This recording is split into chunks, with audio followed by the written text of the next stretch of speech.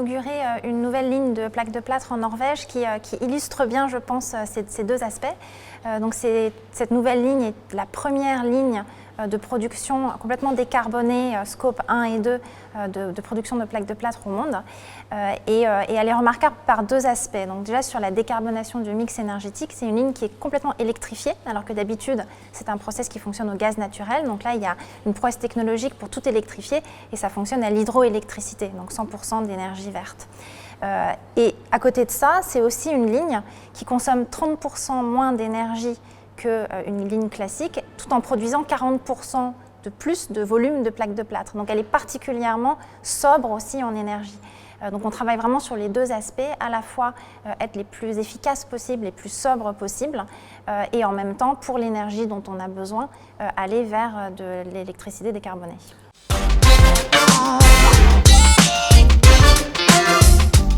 Alors l'essentiel de la production de Saint-Gobain est une production locale pour des marchés locaux.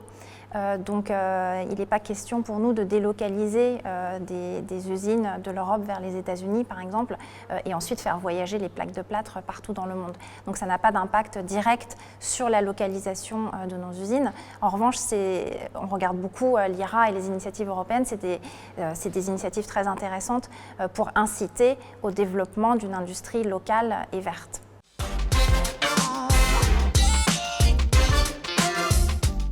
Le bâtiment a un rôle absolument central à jouer, puisque 40% des émissions de CO2 dans le monde viennent des bâtiments, à la fois pendant leur phase de construction et pendant leur durée de vie. Donc il n'y aura pas d'économie neutre en carbone sans une décarbonation du secteur de la construction. C'est un rôle vraiment central.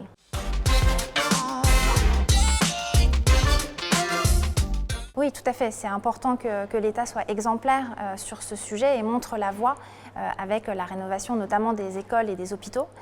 Il faut garder à l'esprit que la rénovation énergétique permet déjà de diminuer fortement la facture énergétique.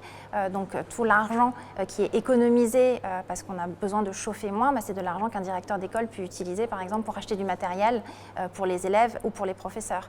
Et puis une rénovation globale réussie, c'est aussi des meilleures conditions de travail pour les enseignants, des meilleures conditions d'apprentissage pour les élèves, parce qu'il ne va pas faire trop chaud l'été, trop froid l'hiver, il va y avoir une bonne qualité acoustique, donc même l'élève au fond de la salle va bien entendre ce que dit le professeur, il va y avoir une bonne qualité de l'air, donc tout ça a un impact aussi sur la productivité du bâtiment, d'une école par exemple. Il y a aussi des études qui démontrent que dans un hôpital avec une bonne acoustique, une bonne qualité de l'air, une bonne performance thermique, les patients récupèrent plus vite.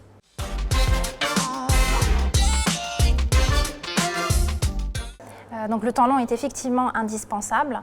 Deux exemples. Le premier, c'est sur la question de l'énergie, avoir de la visibilité sur le temps long, sur des prix d'approvisionnement en énergie décarbonée, c'est absolument vital. Donc que ce soit à travers des PPA par exemple, que Saint-Gobain met en place dans pas mal de pays dans le monde.